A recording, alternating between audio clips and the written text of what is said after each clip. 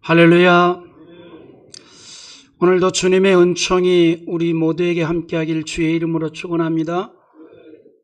여러분, 사람이 누구든지 어떤 큰 일을 맡게 되면 아마 두 마음일 거예요. 첫째 마음은 그래, 내가 이 일을 정말 잘 감당해 보아야 되겠다라고 하는 사명적 투지가 생길 것이고, 반대로 과연 내가 이 일을 감당할 수 있을까라고 하는 염려스러운 마음, 두려워하는 마음이 생길 거예요. 근데 성격에 따라서 두려워하는 마음이 더 많아질 수도 있고, 감당해야 되겠다라고 하는 어떤 투지가 더 많아질 수도 있습니다. 누구든지 어떤 큰 일을 맡으면 그럴 거 아니에요. 예를 들어서 여러분들에게 성남시장이 약하다. 대통령 좋다. 대통령. 구은경 집사님에게 대통령을 딱 맡겼어. 그제서야 고개를 끄덕끄덕. 성남시장 할 때는 쳐다만 보더니 그래, 대통령을 맡기면 어떤 마음 들 거 아니에요. 내가 이 일을 정말 내가 잘 감당해야 되겠다라고 하면서도 한편으로는 또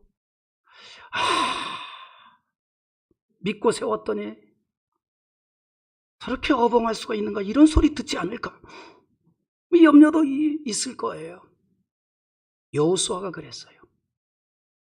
여호수아가 모세의 뒤를 이어서 이스라엘을 이끌게 되었단 말이죠. 그때 여호수아의 마음속에 염려와 두려워하는 마음이 생기게 되었던 겁니다. 그걸 아시고 하나님께서 여호수아에게 직접 나타나셔서 말씀하십니다. 다른 거 없어요. 두 가지 기억해라. 내가 너와 함께한다. 내가 너와 함께한다. 그러니 염려하지 말고 두려워하지 말고 담대하라. 그게 여호수아서 1장 9절의 말씀인데 한번 읽어보십시다. 내가 내게 명령한 것이 아니냐. 강하고 담대하라. 두려워하지 말라. 놀라지 말라. 내가 어디로 가든지 내 하나님 여호와가 너와 함께 하느니라 하시니라. 아멘. 지금 여호수아에게는 두려움이 아니라 담대함이 필요했던 거예요. 염려가 아니라 강함이 필요했던 거예요. 왜냐하면 자기 스스로 앞서 모세와 자기를 생각해 보아도 모세와 자신을 비교해 보면 너무나 모세는 큰 인물이었고 자기 자신은 너무 작은 인물이었던 거예요. 자기가 생각해 볼 때, 객관적으로 생각해 보아도 하나님의 능력으로 바로를 굴복시키고 이스라엘을 40년 동안 이끌었던 모세에 비교한다면 여호수아 자신은 너무나도 부족한 존재였습니다. 그런데 지금 모세처럼 이스라엘을 이끌어야 될 책임을 맡은 겁니다. 더 중요한 게 있어요. 더 중요한 게 뭘까요? 여러분, 이스라엘 백성들이 40년 광야 생활을 하면서 모세가 하나님의 능력을 많이 나타냈어요. 그럼에도 불구하고 수없이 반복적으로 이스라엘 백성들이 모세에 대해서 항거했어요. 반항을 했어요. 불순종했어요. 조롱을 했어요. 그거를 여호수아가 다 보았던 거예요. 제가 일부 예배 때도 얘기했는데 중고등부 학생들에게 너 고등학교 선생할래? 중학교 선생할래? 그러면 열이면 열 다 안 한다 그래요. 왜 그런 줄 알아요? 하도 학생들이 선생님 뒷담화를 많이 때려가지고 안 한다 그래요. 하도 많이 때려가지고. 저도 학교 다닐 때 그랬으니까. 지금 돌아가셨습니다만은 우리 선생님 중에 아주 그냥 화장실에 가면은 맨 그 선생님이 욕으로 가득히 세워진 선생님이 계세요. 그걸 안 한다 그래요. 여호수아가 누굽니까? 애굽에서 나올 때 함께했던 사람이에요. 그리고 자기가 봐도 하나님의 능력을 너무나 많이 나타냈던 사람이에요. 모세가. 그런데 그런 모세에 대해서 이스라엘 백성들이 수없이 불순종하고 항거하고 그런 걸 다 알고 있는 여호수아 입장에서는 염려스럽죠. 과연 저 이스라엘 백성들을 내가 이끌 수 있을까? 이 말이에요. 수없이 반복적으로 모세에 대해서 불순종했던 저들을 내가 이끌 수 있겠느냐 이 말입니다. 그때 하나님께서 두려워하거나 염려하지 말라. 이유는 딱 하나입니다. 내가 너와 함께하고 있다. 내가 너와 함께하고 있다. 전능하신 여호와가 함께하고 있으니 염려치 말라 이 말입니다. 무엇 때문입니까? 하나님께서 함께하여 주시면 형통의 은총이 있기 때문이에요. 여러분, 우리는 성경의 역사 속에서 하나님이 함께 하심으로 형통했던 인생을 보게 됩니다. 그 대표적인 인물이 누굽니까? 요셉이잖아요.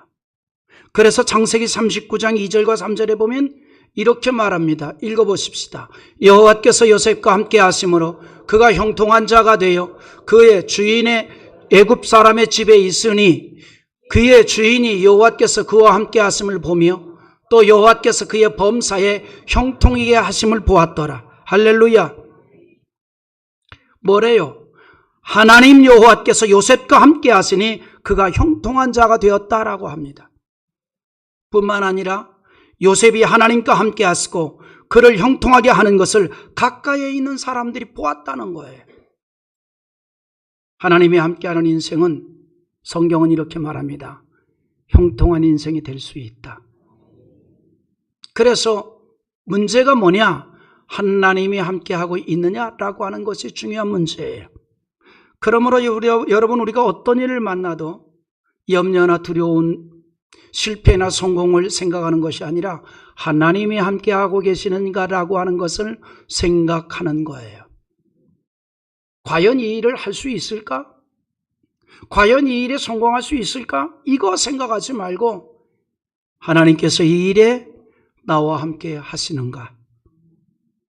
성경의 약속이잖아요. 나와 함께 하시면 하나님 여호와께서 형통케 하신다고 그랬단 말이죠. 하나님께서 여호수아에게 그거를 말씀해 주셨어요. 여러분이 이처럼 하나님께서 함께 하시면 형통한 은혜가 있다는 것을 성경의 많은 인물들이 믿었습니다. 그래서 담대했어요. 그리고 하나님의 능력을 나타냈어요. 다윗도 그랬잖아요. 다윗은 하나님이 함께함을 믿었고 하나님이 함께하는 자는 담대한다는 걸 알았습니다. 그리고 그 하나님께서 지키시고 돌보심을 믿었습니다. 때문에 그는 항상 담대했어요. 하나님의 도우심에 대한 확신을 가졌기 때문입니다. 때문에 다윗이 시편 27편 1절에서 그런 고백을 합니다. 여호와는 나의 빛이요 나의 구원이시니 내가 누구를 두려워하리요.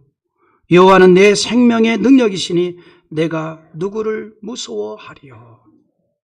그리고 나서 3절에 가서 이런 말을 합니다. 다 같이 한번 읽어보세요. 군대가 나를 대적하여 진칠지라도 내 마음이 두렵지 아니하며 전쟁이 일어나 나를 치려 할지라도 나는 여전히 태연하리로다.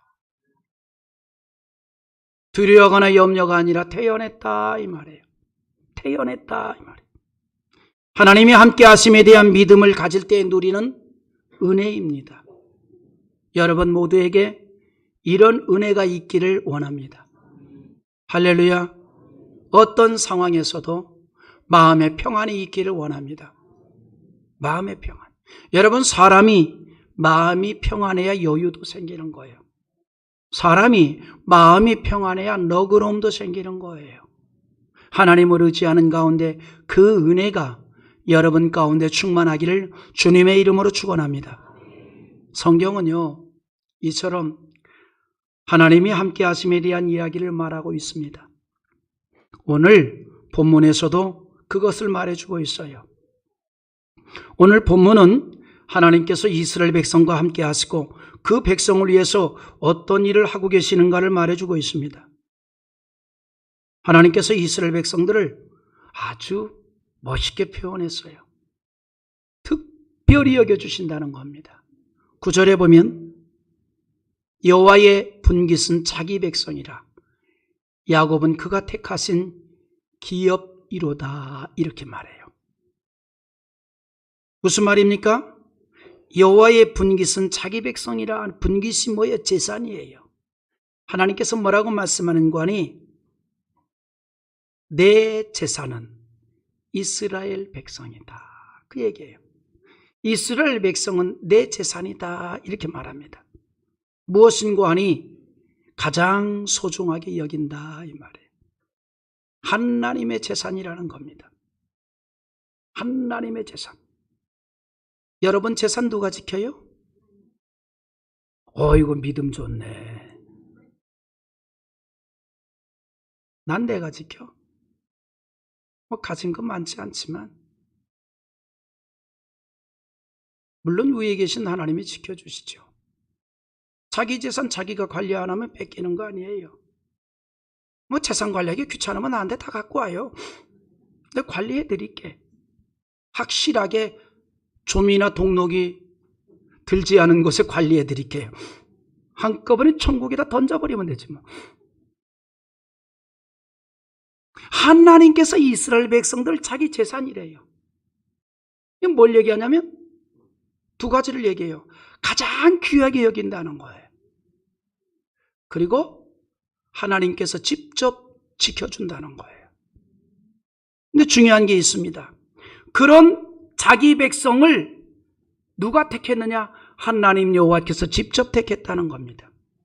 그래서 야곱은 그가 택한 기업이로다 그랬습니다.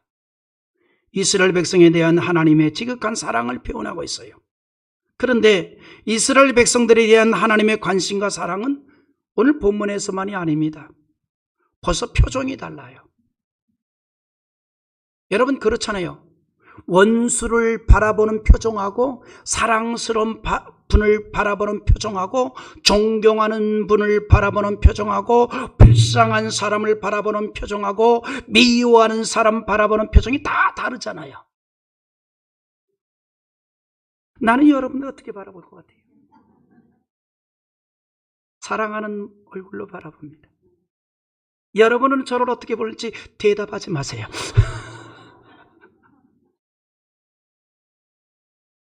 여러분 사람이요 그 바라보는 대상이 무엇냐에 따라서 어떻게 여기느냐에 따라서 표정이 달라져요. 여러분 자녀를 바라보는 어머니의 모습이 어떨까요? 얼마나 사랑스럽습니까? 품 안에 젖을 먹이면서 아이를 딱 바라보는 엄마의 모습이 어떤 모습이에요? 상상만 해도 젖을 먹이는 엄마가 아이를 바라면서 이놈의 새끼, 그런 엄마 아무도 없어요. 사랑스러운 모습으로 바라봐요. 귀하게 여기니까, 사랑하니까. 하나님께서 이스라엘 백성을 오늘 본문에서는 자기 재산이래요. 그걸로 끝나지 않습니다. 바라보는 시선이 다르답니다. 뭐라고 얘기한 줄 알아요? 이사야 43장 4절과 5절에 이런 말씀을 하는데 한번 읽어보십시다. 다 같이 읽어봅니다.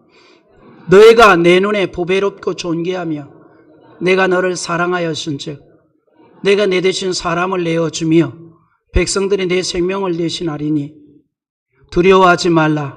내가 너와 함께하여 내 자손을 동쪽에서부터 오게 하며 서쪽에서부터 너를 모을 것이며. 무슨 말이래요? 너가 내 눈에 보배롭고 존귀하며. 할렐루야. 하나님의 눈에 이스라엘 백성들은 대단히 보배롭고 대단히 존귀해 보인다는 거예요. 그만큼 사랑한다는 겁니다. 그러므로 무슨 일을 만나든지 두려워하지 말랍니다. 하나님이 함께 하시고 지켜주시기 때문입니다. 이 말씀이 이스라엘 백성들에겐 감격이죠. 여러 민족 가운데 자기 백성으로 선택해 주시고 그 하나님이 항상 함께 하시고 그리고 그 같은 은총의 원리가 예수님의 보혈로 죄사함을 받고 하나님의 자녀가 된 우리 모두에게 그대로 적용이 된다는 사실입니다. 하나님께서 믿음으로 사는 성도들에 대해서 분깃으로 여겨주십니다. 그리고 보배롭게 보신다는 거예요. 그리고 함께 하시고 지켜주십니다. 이스라엘 백성들을 지켜주듯이 그냥 지켜주는 게 아니에요. 아무리 고난스러운 길을 걸어간다 할지라도 하나님 여호와께서 지켜주신다는 거예요. 그래서 오늘 본문의 시작은 이스라엘 백성들에 대해서 너희는 나의 재산이다. 내가 지켜준다. 그렇기 때문에 너희가 지나왔던 그 힘든 광야길에 내가 함께했고 내가 너희를 지켜주었다라고 10절에서 말하고 있는 거예요. 10절 한번 읽어보시죠. 시작. 그를 황무지에서 짐승이 부르짖는 광야에서 만나시고 호위하시며 보호하시며 자기의 눈동자같이 지키셨도다. 자, 여러분, 이스라엘 백성들이 40년 동안 광야를 걸어왔어요. 광야를 걸어왔어요. 그런데 그 광야가 어떤 땅입니까?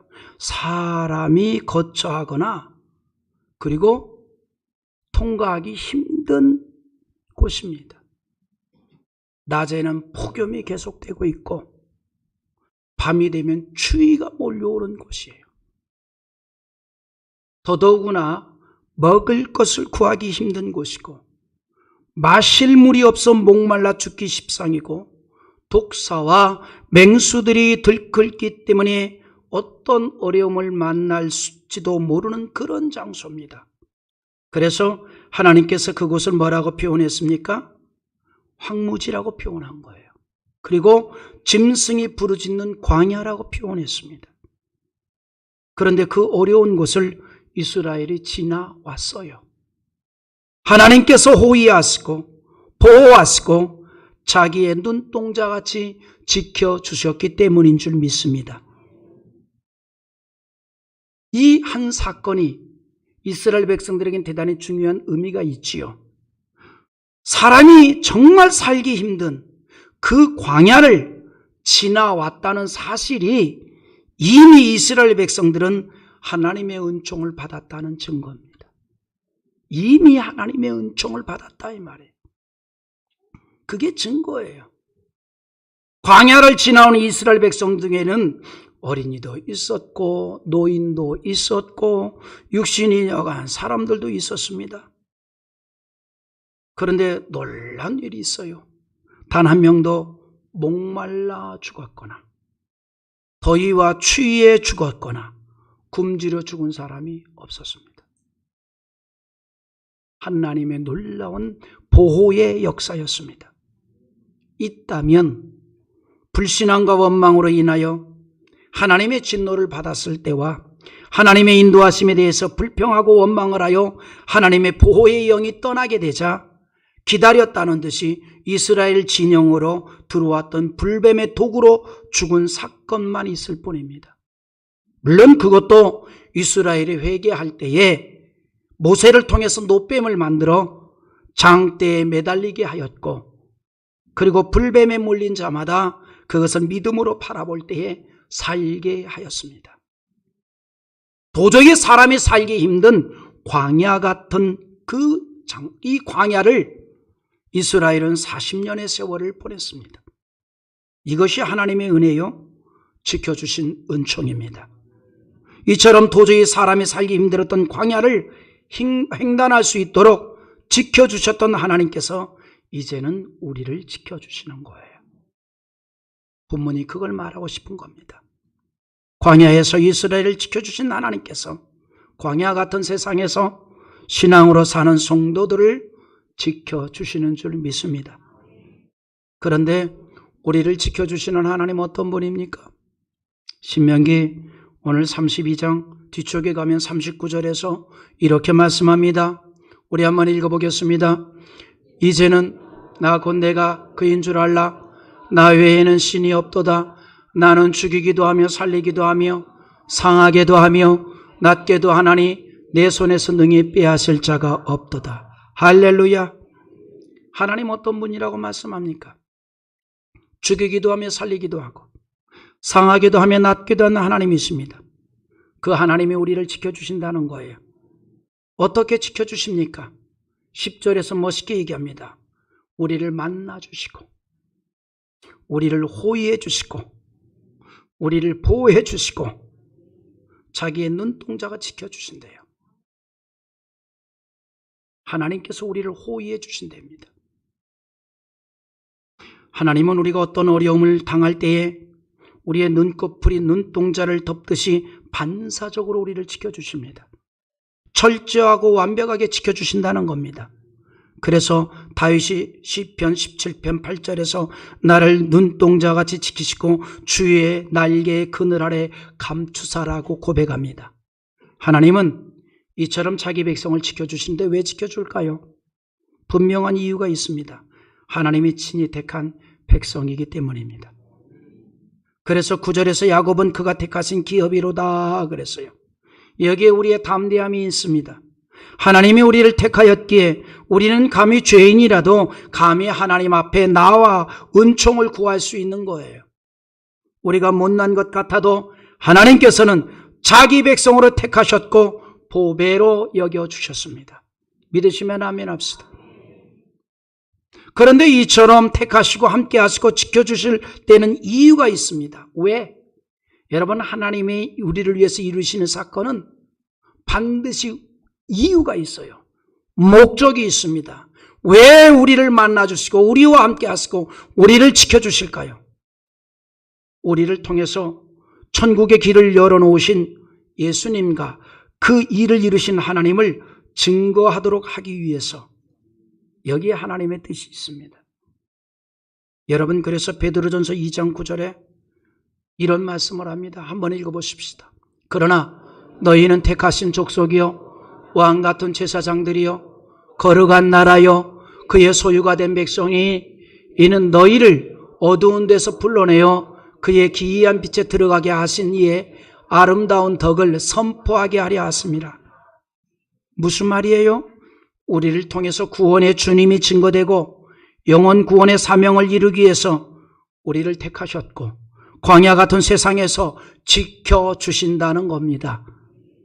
그런데 하나님께서 이스라엘을 지켜주시고 인도하시되 아주 멋있는 얘기를 했어요.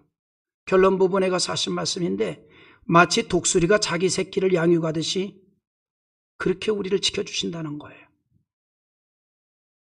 오늘 본문에 보면요, 독수리가 새끼를 양육하는 그 방법을 비유를 들어서 하나님의 역사를 우리에게 소개했는데 그게 뭐냐면 11절과 12절 내용이에요.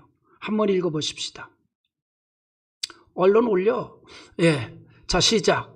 마치 독수리가 자기의 보금자리를 어지럽게 하며 자기의 새끼 위에 너풀거리며 그의 날개를 펴서 새끼를 받으며 그의 날개 위에 그것을 엎는 것 같이 여호와께서 홀로 그를 인도하셨고 그와 함께한 다른 신이 없었도다. 여러분, 우리가 독수리 잘 알잖아요. 새 중에 왕 아닙니까? 그런데 독수리가 새 중에 왕이 된 것은 그냥 된 게 아니에요. 가혹한 훈련 때문입니다.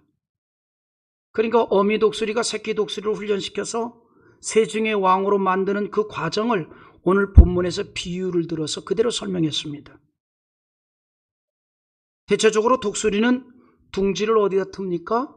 높은 언덕 위에 둥지를 틀어요. 그리고 어미 독수리는 둥지 안에 있는 새끼들에게 먹이를 물어다 줍니다. 그것은 어미의 보호 본능이 아니겠습니까? 그러나 보호만 하는 것이 아니에요.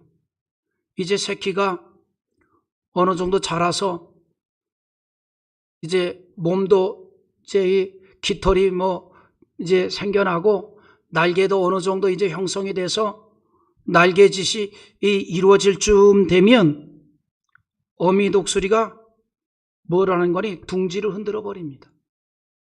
둥지를 막 흔들어 버려요. 그 위기를 느끼잖아요. 이 엄마가 왜 이러지? 계모인가? 지금까지 잘 키워주더니만 둥지를 흔들어요. 그러면 어미 이 새끼들이 몸부림을 치다가 그만이야 둥지에서 떨어져 나가는 거죠. 그 둥지에서 떨어진 새끼는 땅으로 떨어질 때 그냥 본능적으로 살아나려고 뭐해요? 날개짓 하는 거죠. 독수리 살려 독수리 살려 하면서. 얼마나 식은땀 흘리겠어요. 그리고 거방한 땅에 부딪힐 쯤 되면 어미 독수리가 날아가가지고 날개를 쫙 펴서 그 새끼를 다시 받아주는 거예요. 그리고 다시 또 올려다 놓고요. 그때 새끼가 뭐라 그런 줄 알아요? 죽다 살았네. 죽는 줄 알았네. 그리고 이렇게 얘기하죠. 역시 우리 어머니야. 그래서 살아났어요. 그 둥지 속에 들어가요.